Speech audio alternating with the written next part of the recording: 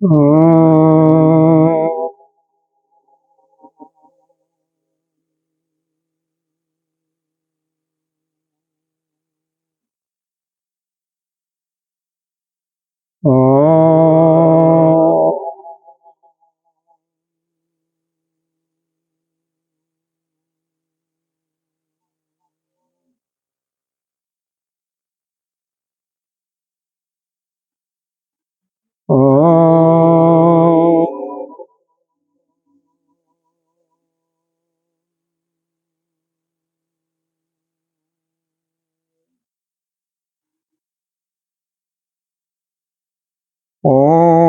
पार्थाय प्रतिबोधितां भगवता नारायणेन स्वयं व्यासेन ग्रथितां पुराणमुनिना मध्ये महाभारतम् अद्वैतामृतवर्षिणीं भगवतीम् अष्टादशाध्यायिनीम् अम्ब त्वामनुसन्दधामि भगवत् गीते भवद्वेषिणि नमस्तुते व्यास विशालबुद्धे पुल्लरविन्दयतपत्रनीत येन त्वया भारततैलपूर्णः प्रज्वालितो ज्ञानमयो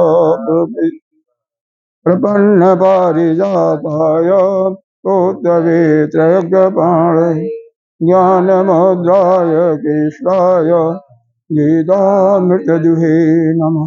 सर्वोपनिषदो गौ दुग्धा गोपालनन्दन भार्गो वत्स सुधीरभोगा दुग्धं गीतामृतम् वसुदेवसुतं देवं कंसचारूढमर्दनं देवकी परमानन्दं कृष्णं वन्दे जगद्गुरुं दोलतटा जयद्रथजलगन्धरनीलोत्पल शैलग्राहवती कृपेणवहनी करणीलवेलाकुल अस्वस्थां विकर्णघोरमकरदुर्योधनावर्तिनी चोदीर्णा खलु पाण्डवैरणनदी अवर्तकः केश पाराशर्यवच सरोजममलं गीतार्थगन्धोत्पटं नानाख्यानककेशरं हरिकथा सम्बोधनाबोधि लोके सज्जनषट्पदैरहरः एवीयमानं मुदा भूयाद् भारतपङ्कजं परिमले प्रदंसिना श्रेयसि मोकं करोति वाचालं पङ्गुलङ्घयति जतकृपातमहं वन्दे परमानन्दमाधवम्। ना आगे नहीं, जैसे गुरुदेव पढ़ाते हैं बस। ॐ सहनावतु सहनो भुनक्तु सह वीर्यं करवावहि तेजस्विनामधीतमस्तु मा विद्विषावहि। ॐ शान्तिः शान्तिः शान्तिः। सच्चिदानन्दरूपाय विश्वोत्पत्त्यादिहेतवे तापत्रयविनाशाय श्रीकेशाय वयं नमः। नारायणं नमस्कृत्य नरं चैव नरोत्तमं देवीं सरस्वती व्यासं ततो जयं मुदीरयेत्। अखण्डमण्डलाकारं व्याप्तं येन चराचरं तत्पदं दर्शितं येन तस्मै श्रीगुरवे नमः। ज्ञानतिमिरान्धस्य ज्ञानाञ्जनशलाकया चक्षुरुन्मीलितं येन तस्मै श्रीगुरवे नमः। गुरुर्ब्रह्मा गुरुर्विष्णु गुरुर्देवो महेश्वर गुरुर्साक्षात् परं ब्रह्म तस्मै श्रीगुरवे नमः। त्वमेव माता च पिता त्वमेव बन्धो च सखा त्वमेव विद्या द्रविणं त्वमेव सर्वं मम देव देव गजाननं भूतगणाधिसेवितं कवेदजम्बो फलचारुभक्षणम् उमासुतं शोकविनाशकारकं नमामि विघ्नेश्वरपादपङ्कजम्। अनंत श्री विभूषित श्री पंचायती महानिर्वाणी अखाड़ा के अग्रणीय श्रोतीय ब्रह्मनिष्ठ महामंडलेश्वर एवं उत्तर प्रदेश संत समाज के अध्यक्ष श्री सद्गुरुदेव भगवान को कोटि कोटि वंदन नमन। यहाँ के देशराज देव हमारे कृष्ण चैतन्य जी और मातृशक्ति भक्तजन सभी के अंतरात्मा में विराजमान आत्मस्वरूप परमात्मा को नमन करते हैं। और थोड़ा सा समय हम ज्यादा ही लेंगे क्योंकि बताएंगे, कारण बाद में बताएंगे। जैसे हम बोलेंगे ना, इसको बंद करके दोबारा चालू करना होगा क्योंकि कल का इसी में सम्मिलित कर देते हैं अलग अलग। कल का जो आया नहीं उसको इसी में आज ले लेते हैं, नहीं तो ऐसे हो नहीं पाएगा ना। 8वें अध्याय का 26वें स्कूल से श्लोक से पढ़ते हैं। हाँ, शुक्ल कृष्ण गति हेते शुक्ल कृष्ण गति होते जगता शाश्वते मते एकयाज अत्य अनावृतम। वैसे संधि विक्षेप करोगे ना, जह तू है अनावृतम, जह तू है यह ऊपर चला करके क्या पढ़ा जाता है। अन्याय वर्तते पुनः न इति श्रुति पार्थ जानन्य योगी मुह्यति कश्चन। इसको दोबारा पढ़ेंगे। नैति श्रुति पार्थ जान योगी मुह्यति कश्चन तस्मात् सर्वेषु कालेषु योगयुक्त भवार्जन। ये इसका एक बार रिपीट करके पूरा। यहाँ पर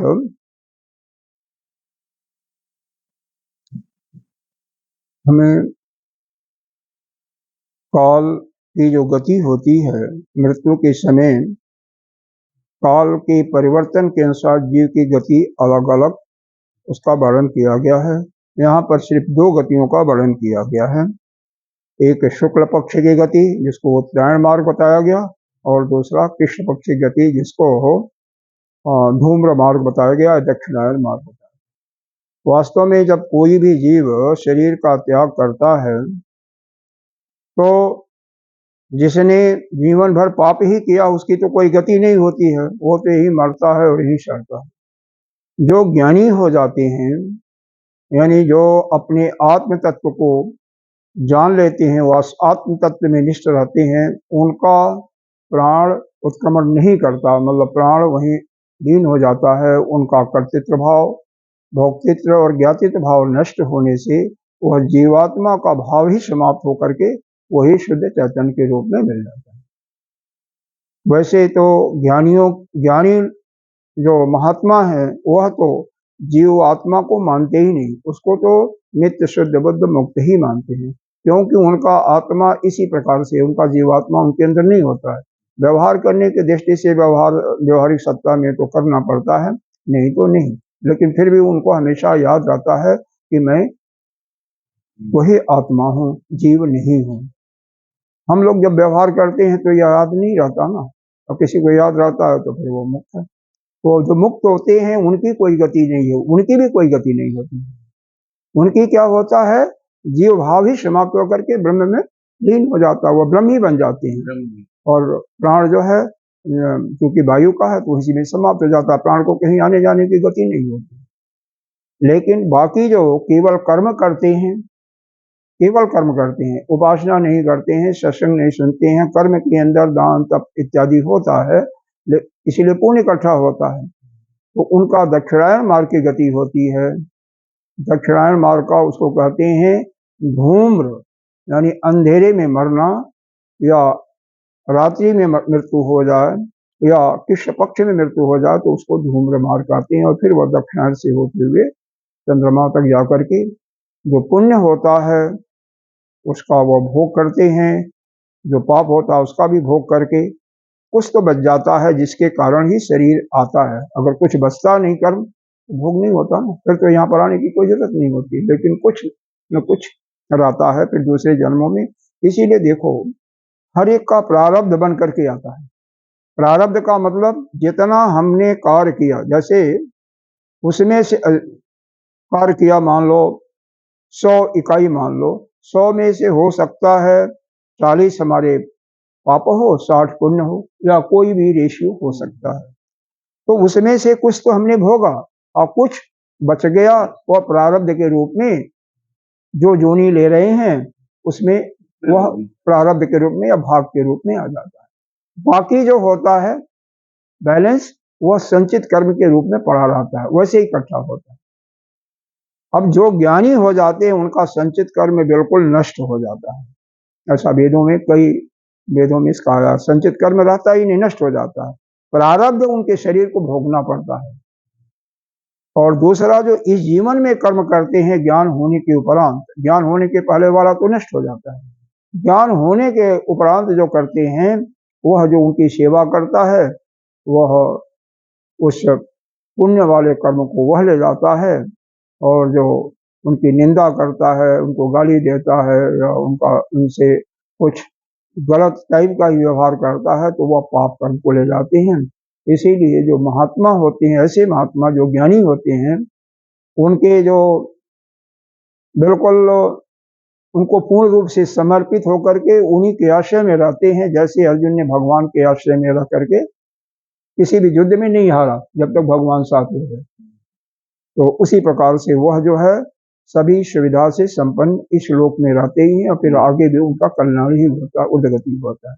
और जो उनके खिलाफ रहते हैं उनकी बड़ी दयनीय दशा होती है। गुरुदेव ने इस चीज को तो मेरे ख्याल से लगभग कई अपने सत्संग में सुनाया भी है, और शास्त्र सम्मत है। मतलब यह नहीं है कि मतलब केवल कहा जा रहा है, यह हमारे उपनिषदों में ऑलरेडी वर्णन है। और यहाँ पर भी यह वर्णन है शुक्ल पक्ष वाले में, नीचे में यह जो आपका 24वां श्लोक है, 24वां श्लोक में नीचे की तरफ लिखा हुआ है, न ही शब्दो मुक्ति भाजाम सम्यक दर्शन निष्ठानाम गति आगति वाह कश्चित अस्ति। जो पूर्ण ज्ञान निष्ठ होते हैं उनकी शब्दों मुक्ति होती है, यानी जो जीते ही ज्ञान को प्राप्त कर लेते हैं उनकी शब्दों मुक्ति होती है, अर्थात उनका कहीं आना जाना नहीं होता है। एक श्रुति में लिखा हुआ है कि न तस्य प्राणः उत्क्रामन्ति, उसके प्राण उत्क्रमण नहीं करते हैं, यानी वह जीव भाव समाप्त होकर के वह शुद्ध चैतन्य स्वरूप में आ जाता है। इति श्रुते ब्रह्म संलीन प्राणा एव ते ब्रह्ममय ब्रह्मभूता एव ते, उनके प्राण कहीं निकल करके नहीं जाते, वह तो उसी ब्रह्म में हो जाती है। तो यह इसका वर्णन भाष्यकार जी ने दो लाइनों में दे दिया है। अच्छा, जो बिल्कुल पापी करते हैं उनका इसमें वर्णन नहीं है, उपनिषद में वर्णन है। छांदोग्य उपनिषद में बहुत 6ठे 5वें और 6ठे अध्याय में बहुत विस्तार से वर्णन है। ठीक है, पांचवा अध्याय, 5वें अध्याय में बहुत ज्यादा वर्णन है इसका विस्तार से, बृहदारण्यक उपनिषद में भी है। तो चलिए ठीक है। तो जो यह शुक्ल पक्ष से अब इनको यह यहाँ पर भगवान ने बताया जो दोनों गतियां हैं, शुक्ल पक्ष की और कृष्ण पक्ष की, यानी प्रकाश की और अंधेरे की या धूम्र मार्ग की, दोनों गतियां यह शाश्वत यानी अनंत काल से चली आ रही हैं इस संसार में। एक या जह तू अनावृत्ति, एक गति ऐसी है जहां पर तू जा करके यानी अर्जुन को संकेत करके करें ना तो जाएगा तो फिर वापस नहीं आएगा। वहीं पर ब्रह्मा जी का जब अंतिम समय आता है तो उपदेश दे करके मुक्त हो जाती है। और अन्य आवर्तते पुनः, और दूसरे जो होते हैं, जो इसका मतलब जो शुक्ल पक्ष से गति नहीं होती है, दक्षिणायन मार्ग से गति होती है, वह जाते हैं और आते हैं।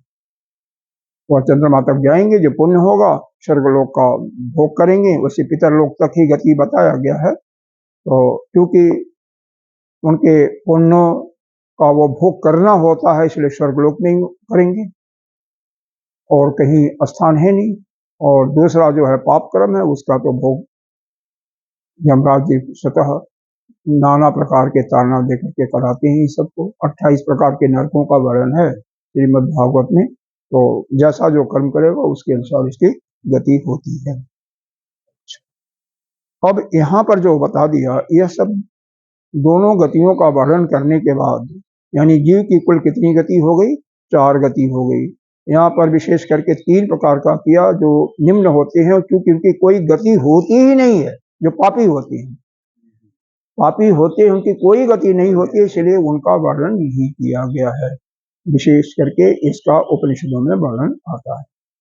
जो यह सोचते हैं, कहते हैं कि मैं तो ईमानदारी से कर्म करता हूँ और ईमानदारी से खाता हूँ और ईमानदारी से अपने बच्चों का पालन पोषण करता हूँ, साथ साथ वेदों के अनुसार जो वेद ने बताए हुए हैं उसी रास्ते पर चलते हैं, उसके अनुसार ही जो कर्म का प्रतिपादन किया हुआ है, जब नाम होते इत्यादि वह करते रहते हैं, लेकिन किसी देव की उपासना नहीं करते, और न तो वह ज्ञान का जो सत्संग होता है उसमें कोई रुचि लेते हैं। तो ऐसे लोगों के यह दक्षिणायन की गति होती है। और जो कर्म के साथ साथ उपासना भी करते हैं, या एक पंचांगनी विद्या होता है उसको जानते हैं, या सत्संग कर्म के साथ साथ सत्संग भी सुनते हैं। कौन? ज्ञान प्राप्त करने का। वो ज्ञान कैसा?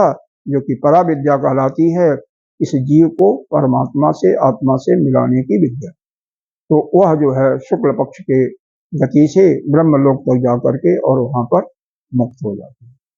हालांकि इसमें गुरुदेव बताते हैं कि फिर भी कुछ लोग ऐसे हो जाते हैं कि मुक्त नहीं हो पाते। किसी के अंदर मान लो प्रमाद आ गया, अहम आ गया, आलस्य आ गया, कई ये सब चीजें हर जगह चलती रहती हैं। अब अपने को ही देखो, 24 घंटे में कितनी बार आलस्य आया, कितनी बार प्रमाद आ गया, पता नहीं है। मन देखो, मन का चिंतन करोगे तो अभी आप सुन रहे, अभी भाग जाएगा, कब भागेगा आपको पता नहीं चलेगा, बाद में मालूम होगा, कुछ देर के बाद मालूम होगा, अरे हम कहाँ थे, कहाँ चले गए। बस यह मन का खेल है। इसीलिए मन को भगवान ने क्या बताया इसी गीता जी में, अनवरत, जैसे तेल की धार गिरती है बीच में बंद नहीं होना चाहिए, वैसे ही जिसका ध्यान उस परमात्मा में लगा हुआ होता है, वह परमात्मा उसके योग और क्षेम का ख्याल रखता है। यह अगले 9वें अध्याय में आएगा, अनन्य चिंतयतो मां ये जना पर उपासते येषां नित्य भक्तानां योग क्षेमम वाद्यम। जो कहते हैं, जो उसके जरूरत की चीजें चाहिए जीवन निर्वाह के लिए, और क्षेम कहते हैं जो उसके पास कुछ है उसकी सुरक्षा। तो दोनों की गारंटी। देखो मंदिर में हम जाते हैं ना, मंदिर में दर्शन के लिए, जहाँ बहुत भीड़ भाड़ होती है, तो जूता चप्पल का क्या होता है, हमने भी देखा हुआ है। मन जो है वही भटकता कि हमारा जूता क्या सुरक्षित बचे, क्योंकि कईयों के गायब हो जाते हैं, बाद में लोग कहते हैं मेरा नहीं मिला, मेरा नहीं मिला। ऐसे ये जो कई बड़े बड़े महात्मा होते हैं, दिल्ली में तो सत्संग होता रहता है, तो जो विशाल पैमाने पर होता है, वह जब जाओगे तो आपको एक थैला दे देते हैं, थैले में अपना जूता चप्पल रखो और अपने पास रखो, बैठ रहे हो वहीं रखो, जाओ, फिर कोई समस्या नहीं होगी। यहाँ पर हजारों आदमी इकट्ठा होते हैं, विशेष करके यह हमने इनमें देखा है, ये जो महात्मा जी हैं आजकल जेल में हैं, उनके सत्संग में देखा है, मुरारी बापू के में भी देखा है। अरे नाम नहीं, रविशंकर कहाँ जेल में है? आप ऐसे नाम लेते हैं, जेल में बताने के बाद भी किसी का नाम लोगे तो गड़बड़ हो जाएगा। दैट इज डिफरेंट इशू ना। हंगर आता है, लेकिन इस प्रकार का उनके सत्संग में नहीं होता, क्योंकि उनके सत्संग में जब आता है उनके भक्त के अलावा और आदमी का प्रवेश नहीं होता है, क्योंकि उनके लिए फीस निर्धारित होती है। अरे हमने तो अटेंड किया ना। उनका एक जनरल होता है जो सामान्य, उसमें भी फीस होता है। उस समय 100 रुपये का था, बहुत पहले की बात बता रहा हूँ, पता नहीं कितना है। और विदेशों में 1000 रुपये का डॉलर में था कुछ। और जो बड़ा होता है 1 हफ्ते का, उसमें रात वहीं पर निवास भी होता है, तो उसका भोजन पानी भी होता है, तो उसका ज़्यादा फीस होता है, बहुत ज़्यादा होता है। हम 30,000 रुपया दिए थे, 30,000 रुपया 1 हफ्ते का। यहाँ के रुपए से दिए थे, कहीं और बाहर थे, दिया कोई और था, अपने जेब से नहीं दिया था, ठीक है, लेकिन होता है। तो न एते श्रुति, यह जो दोनों मार्ग हैं, न एते, एते का मतलब दोनों मार्ग हैं, श्रुति माने मार्ग होता है, न एते दोनों, यह एते श्रुति पार्थ जान्य न जोगी महति कश्चन। जो जोगी, ऐसा जो जोगी है जो इन दोनों मार्गों को अच्छी तरह से जान जाता है, वह कभी भी मोहयति, मोह को नहीं प्राप्त होता है। तस्मात् सारेषु कालेषु योग युक्तो भवार्जुन। अब यहाँ पर योग युक्त का एक बार अर्थ देखना। योग युक्त किसे कहते हैं, आपको ध्यान है कुछ? किसे कहते हैं बताइए, बताइए, योग युक्त किसे कहते हैं? आज कान में लगता है लाई नहीं है। हाँ, नहीं नहीं, वो तो फिर बड़ा चीज हो जाएगा, वो तो ज्ञानी हो जाएगा ना, वो तो ज्ञानी हो जाएगा। युक्त, योग युक्त का मतलब यह होता है जो प्रकृति से परिच्छिन्न नहीं होता, मतलब वह प्रकृति को अपने वश में किया का मतलब अपने मन इंद्रिय बुद्धि पर विजय प्राप्त, उसकी इंद्रियां अपने आप नहीं जाएंगी कहीं, मन कहीं नहीं भटकेगा। हाँ, उसी को कहते हैं योग। योग का साधना का मूल उद्देश्य क्या होता है? योगा चित्ती वृत्ति निरोध, जो इसका प्रयोजन है चित्त के वृत्तियों का निरोध कर देना। वेदांत भी यही करता है, लेकिन वो कैसे करता है, माध्यम अलग है, तरीका अलग है, साधन अलग है। जब हम पूरे संसार को, जगत को मिथ्या मान लेते हैं, तो हमारा मन वैसे ही कहीं नहीं जाएगा। तो हमारे सिवा कोई है ही नहीं है, केवल हम ही हैं, हम ही शुद्ध ब्रह्म हैं। जितने भी लोग दिखाई दे रहे हैं, जितने भी वस्तु दिखाई दे रही हैं, वह तो केवल एक मिट्टी का पुतला है, कुछ नहीं है, एक ढेर है। ऐसा जब भाव हो जाता है तो वृत्ति अपने आप ही कंट्रोल हो जाती है, जाने का कोई मतलब नहीं है, न हमारा कोई शत्रु न कोई मित्र, तो वो अभय अपने आप ही आ जाता है। जो ऐसा हो जाता है, किसी से कोई डरता क्यों? यह शरीर तो शरीर मरता है, मेरे को तो कोई मान नहीं सकता, यह उसके अंदर दृढ़ भावना हो जाती है ना, तो फिर इसके लिए तो कोई ये बट का सवाल होता ही नहीं है ना। तो यहाँ पर यही बताया, तस्मात् सर्वेश काल, वह जो युक्त है, वह जो योगी है, जो अपने को प्रकृति के वश में नहीं रखा, बल्कि प्रकृति से अलग होकर के अपने मन बुद्धि इंद्रिय सब पर कंट्रोल कर रखा है। किसी भी परिस्थिति में वह डगमगाता नहीं है, उसका मन हाँ विक्षिप्त नहीं होता। वह जो है सभी काल में, सभी समय में, तस्मात् सभी कालों में, सभी समय में योग युक्तो भवा अर्जुना। भवा का मतलब है वह मेरा ही ध्यान करता हुआ मेरे ही परम लोक को प्राप्त करता है। क्योंकि वह जो युक्त आदमी है, उसका ध्यान केवल मेरे में लगता है, कोई समय हो। इसका मतलब यह समझ लो कि वह कभी भी मरे गरे मरे, चाहे शुक्ल पक्ष वाले में चाहे कृष्ण पक्ष वाले में, उसकी गति तो अच्छी। अरे मान लो कोई ज्ञानी हो गया तो कभी भी मृत्यु होगी, वह तो कहीं उसका प्राण गमन ही नहीं करेगा। समाहित तो कहाँ पर है? हाँ, भवार्जुना है, इसमें तो नहीं आया। समाहित मान ले उसका चित्त समाहित हो गया। समाहित है मतलब उसका चित्त जो है बिल्कुल शांत है, अपने अंदर ही शांत है। अगर समाहित इसमें हमारे में नहीं आया है। हाँ, भाष तो देखते हैं, अभी भाष देखते हैं, क्योंकि हाँ, जथा उक्ति न एति का अर्थ है जथा उक्ति, न एति जथा की बताया गया, स्थिति माने मार्ग। पार्थम जानान, पार्थ जानान, पार्थ अर्जुन का नाम है। जाननन का मतलब है संसारा एका अन्य मोक्षाय च इति, इस संसार के लिए क्या है, एक ही गति क्या है, मोक्ष ही है। मोक्ष के लिए ही मतलब उसका सारा कर्म होता है। मोक्षाय या पंचमी विभक्ति आ जाएगी ना, चतुर्थी, तो मोक्ष के लिए या मोक्ष के द्वारा उसी के लिए करता है। इति जोगी न मोहित कचन, जोगी कभी मोह मतलब उसके मोह से मोहित नहीं होता इस प्रकृति से। कश्चित, कभी भी, किसी भी, कश्चन का अर्थ है कश्चित, लेश मात्र भी नहीं होता वो। तस्मात् सर्वेश कालेश योग युक्त, वही है योग युक्त का ही अर्थ दिया समाहित, नहीं समझे। योग युक्त जो शब्द बोला गया किसने, उसी को समाहित कहा गया। मतलब जो अपने इंद्रिय और मन को, बुद्धि को अपने कंट्रोल में रखा है, वही समाहित चित्त वाला होगा।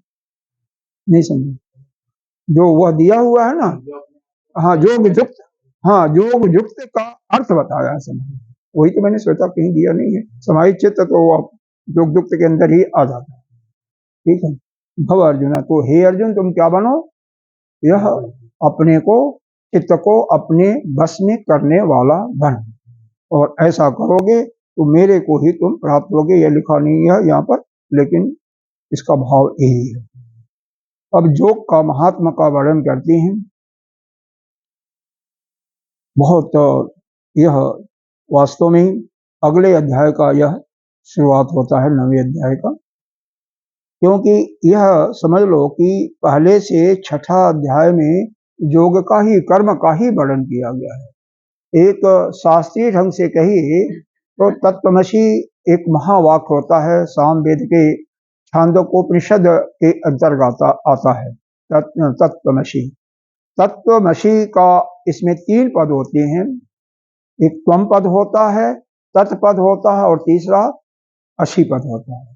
तो पहले 6 अध्याय त्वम पद का शोधन है, यानी तुम मतलब तुम, मतलब यह जीव के पद का शोधन है। कर्म किया है, कौन कर्म करता है, जो अपने शरीर को, अपना शरीर से तादात्म्य बना के रखता है ना, तो जीव ही कर्म करता है। इसलिए वह कर्म योग जो है पहले से 6 अध्याय तक, दूसरे शब्दों में उसको कर्म योग भी कहते हैं, शास्त्रीय तरीके से उसको त्वम पद का शोधन करते हैं। और यह जो 7वें अध्याय से 12वें अध्याय तक है, वास्तव में भक्ति योग का वर्णन है। 12वां अध्याय भक्ति का ही वर्णन, तत् शब्द का, उस परमात्मा का, तत् माने किसके लिए है, उस परमात्मा के लिए। तो उस परमात्मा का क्या स्वरूप है, उसके कैसे, उसके उसका चिंतन करने से क्या मिलता है, इसका वर्णन किया गया है। पूरा 7वें अध्याय से ही यह भक्ति का मार्ग शुरू है, और फिर 13वें से 18वें तक दूसरे शब्दों में है कि ज्ञान योग का, और यहाँ पर है असी पद का शोधन है, तत्वमसी, कि मैं, मेरी आत्मा वही है जो आप हो। भगवान, जैसे मान लो कोई देवता है या कोई आप उपासना करते हो, किसी भगवान का, ईश्वर की उपासना करते हो, राम की, कृष्ण की, तो उसमें क्या है, तत्वमसी का मतलब जो मैं हूं, तत्व के दृष्टि से जो मैं हूं, वही तत्व के दृष्टि से आप भी हैं। एक रूपता लाया गया है, द्वैत भाव को अद्वैत में बदला गया। ये हम अलग अलग देख रहे हैं ना, यही द्वैत भाव है। जब तक हमारे अंदर द्वैत भाव रहेगा तभी हमें डर लगेगा, तभी हमें जन्म मृत्यु के चक्कर में पड़ना पड़ेगा, तभी वही होगा पुनरपि जन्मम पुनरपि मरणम। और जैसे ही हम सभी के अंदर, इसी में आया 6ठे अध्याय में आया है, सर्वभूतात्मानम सर्वभूतानि च आत्मनि, आया हुआ ना, सभी प्राणियों में मैं ही हूं, या मेरी आत्मा, ये सभी की आत्मा, या सभी मेरे अंदर है। सर्वभूतात्मानम, इसी का विस्तृत विवेचन किया गया है गीता जी के 10वें अध्याय में। सर्वभूतात्मानम, अब सर्वभूतानि च आत्मनि, सभी भूत मेरे अंदर हैं। 11 स्कंद में भगवान ने विराट स्वरूप दिखाया है ना, उसने बताया है कि इसी में सब कुछ है, हमारे अंदर सब कुछ है। हमारे अंदर ही यह महाभारत का युद्ध भी हो रहा है, पांडव और कौरव लड़ भी रहे हैं, मर भी रहे हैं। तो यह दोनों का विवेचन, विस्तृत विवेचन वहां पर किया हुआ है। तो यह जो 13 से 18 में 80 पद का एकत्व का बोध कराया गया, ज्ञान इसीलिए कहते हैं, ज्ञान का मतलब ही है एकत्व का बोध, कि हम कोई अलग नहीं है, जो आप हो वही मैं हूँ, तत्व दृष्टि से। और वैसे तो वही है कि भाई ईश्वर अंश जीव अविनाशी जो कहा गया है, क्योंकि वह परमात्मा जो है, भगवान क्यों कहा गया? 6 गुणों से वह संपन्न होता है, जिसको भग कहते हैं। भगवान में 2 शब्द होते हैं, भग धन वान, और उसी से एक रूपता की वर्णन किया जा रहा है। भगवान वह सगुण निराकार है, होता है, वो ब्रह्म नहीं है, परब्रह्म नहीं है। ये जो सृष्टि का नियंता है, वही एक बीच में एक कड़ी आती है, वही परमात्मा ब्रह्म जो निर्गुण निराकार है, वही सगुण निराकार के रूप में आ जाता है। और यह जो राम कृष्ण या जो हम उपासना करते हैं इन लोगों की, यह अवतार के रूप में होते हैं, उससे भी नीचे आ जाते हैं, उससे भी नीचे आते हैं। तो वह भगवान, भग का मतलब 6 क्या क्या है? श्लोक तो है कि धर्म, वैराग्य, ऐश्वर्य, जश, श्री, हो गया 6 हो गया कि कम हुआ? देखो, एक तो हो गया धर्म, ज्ञान, वैराग्य, 3 ये हो गया, ऐश्वर्य, जस और श्री, लक्ष्मी, ये 6 भाग। वान का मतलब प्रचुर मात्रा में, तो उसके अंदर ये सब प्रचुर मात्रा में होता है। 3 शक्तियां होती हैं, ज्ञान शक्ति, क्रिया शक्ति और भाव शक्ति। आपको याद होगा, आपको तो याद होगा, भगवान, अरे हमारे गुरुदेव भगवान हमेशा कहते हैं, उनके अंदर असीमित है और जीव के अंदर थोड़ा है। हमारे अंदर ज्ञान शक्ति भी कम है, जब तक जीव है तब तक। जीवत्व समाप्त हो गया तो वही ज्ञान हमारे अंदर भी वही हो जाता है जो ब्रह्म का। क्रिया शक्ति भी, यानी बल है, जो कुछ कर्म करते हैं, वो भी हमारे अंदर सीमित है, उनके अंदर असीमित है। और उसी प्रकार से जो भाव शक्ति होता है, उसी को प्रेम शक्ति कहिए, इच्छा शक्ति कहिए, वह उनके अंदर असीमित, हमारे अंदर सीमित और थोड़ा सा है। हाँ, वही परमात्मा सबके अंदर होते हुए भी। तो यहाँ पर अंतिम श्लोक में बताया गया, वेदेषु यज्ञेषु तपः शुचैव दानेषु यत् पुण्य फलम प्रतिष्ठितम्। वेद में, वेद का जो पाठ करने वाला है, वेद का अनुसरण करने वाला है, यज्ञ जो यज्ञ करने वाला है, तपस्या करने वाला है, च एव दानेश, और दान, इनके द्वारा जो पुण्य फल प्राप्त करने का विधान बताया गया है, जो इनका पुण्य फल बताया गया, कहा गया है, अतु इति तत्सर्वम इदम विदित्वा, तुम इस सब को जान करके, कि जोगी क्या जान करके, कि जोगी परमम स्थान उपैति च आदि, वह जोगी जो है इस सब को अच्छी तरह से जान करके, इन सब से उत्क्रमण करके, इनसे आगे बढ़ करके वह परम श्रेष्ठ पद जो हमारा परम धाम है, उसको वह प्राप्त करता है। यहाँ पर योगी का थोड़ा सा बढ़ाई दिया गया है, बढ़ाई किया गया है। योगी का मतलब यहाँ पर वह अष्टांग योग करने वालों की बात नहीं किया गया है। यहाँ पर जो भगवान का प्रिय भक्त है, क्योंकि यहाँ पर शुरू से देखोगे तो 1 से 8 में से लेकर के 22वें श्लोक तक केवल भक्ति योग का ही वर्णन किया गया है। इस अध्याय भगवान के स्वरूप का कवि पुराणम शासितारम मनोरिया सम्मनस्मृति इसी में है, इसी में दिया हुआ है। तो उस जो भगवान का अनन्य प्रिय भक्त है, या अनन्य चिंतन कर रहा है, या इसका ज्ञान से युक्त है, मतलब ज्ञानी नहीं भी हुआ लेकिन ज्ञान के रास्ते पर ज्ञान का अनुसरण कर रहा है। देखो, ब्रह्मचारी किसे कहते हैं? जो कि ब्रह्म विद्या के प्राप्ति के लिए अनवरत लगा हुआ, उसको ब्रह्मचारी की संज्ञा दी गई है। ब्रह्म विद्या का चाहने वाला, ब्रह्म विद्या को प्राप्त करने के मार्ग पर चलने वाला, वह ब्रह्मचारी है। और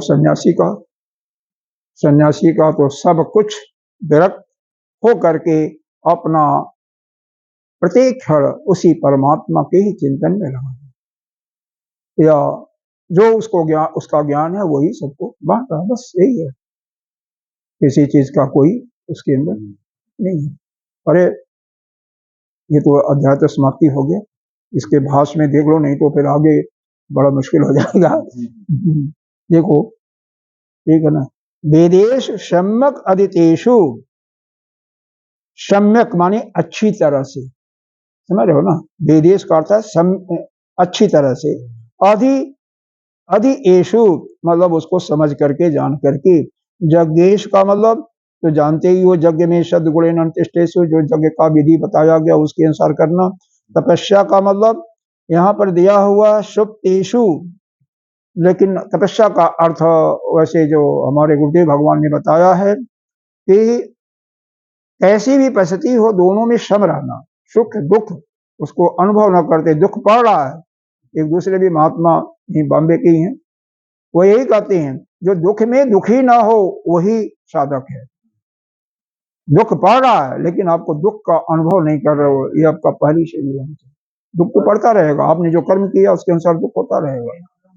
और जो दुख को अपना नहीं मानता, दुख का जो दोषारोपण दूसरे पर नहीं करता है कि अमुक के व्यक्ति के कारण, पड़ोसी के कारण दुख मिल रहा है, या भगवान ईश्वर दे रहा है दुख, या ग्रह दुख दे रहे हैं, जो ऐसा नहीं मानता, जो यह सोचता है कि मेरे अपने कर्मों का, पूर्व कर्मों के अनुसार ही यह सब परेशानियां हो रही हैं, वही साधक है।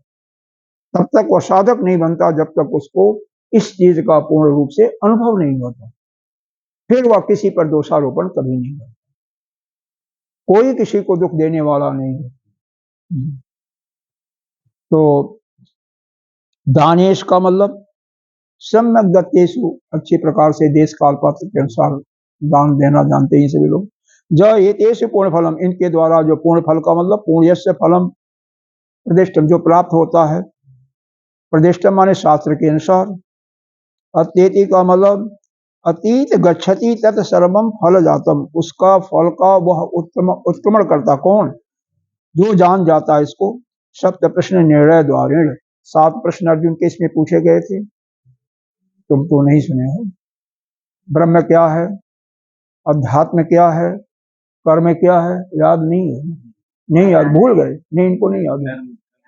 हाँ, कर्म के बाद बताइए, वो तो बता दिया मैंने, अभी बताया। हाँ, उसके अलावा ब्रह्म, अध्यात्म और कर्म, उसके अलावा कर्म, अध्यात्म, 7 प्रश्न। अधिभूत, अधिदेव, अधियज्ञ, और अंतिम समय में जब प्राण कोई छोड़ता है तो किस प्रकार से उस परमात्मा का सुमिरन करे जिससे वह, ये सब तो याद है। कम से कम अंतिम प्रश्न मत भूलो, बाकी भूल जाओ कोई बात नहीं, ये आपके लिए मैं बता रहा हूँ। 6 चीजों को भूल जाओ कोई बात, अंतिम मत भूलो। अंतिम प्रश्न जो है कि किस प्रकार से कौन सी साधना करते हुए उस परमात्मा का चिंतन हमारे मन में हर समय होता रहे, उस समय हो जाएगा। क्या बताया गया है आप तो जानती हैं, बोलो। अंतिम समय में कौन सी हम साधना करें कि उस परमात्मा का चिंतन बना रहे। हाँ, नाम परमात्मा का नाम है, ठीक है। तो आपको क्यों नहीं याद है, आप उनसे बड़े हो ना, पढ़े लिखे भी ज्यादा हो। परमात्मा का नाम ना, अरे भैया, यह जानते हुए भी अंतिम समय में परमात्मा का नाम सिमरन अपने मन में नहीं आता, तो कम से कम पहले जानकारी तो रखो। यह सब सुनने का फायदा तभी होगा जबकि जो खास चीजें हैं जो आपके जीवन में अत्यंत उपयोगी हैं उसको करना ही है, प्राप्ति करना है उसको तो नहीं। जब वही नहीं होगा तो कैसे आप सोचोगे कि हमारा पुनर्जन्म नहीं होगा। तो इसलिए अनवरत, जब से भी यह ज्ञान आया तब से अनवरत उस प्रभु का चिंतन पूरी श्रद्धा के साथ। श्रद्धा का परिभाषा किसने याद है, जो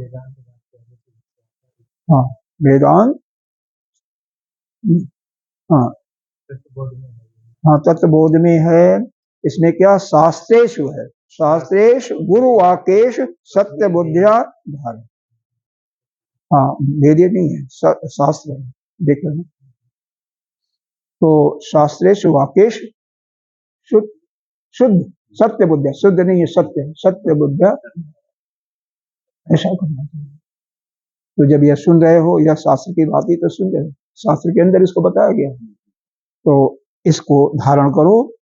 और इसमें सप्त प्रश्न निर्णय द्वारेण, सप्त प्रश्नों का जो निर्णय किया गया है उसको अच्छी तरह से अवधार समझ करके, अवधार माने धारण कर लिया, अनुष्ठाय जो योगी उसको अच्छी तरह समझ करके धारण कर लेता है।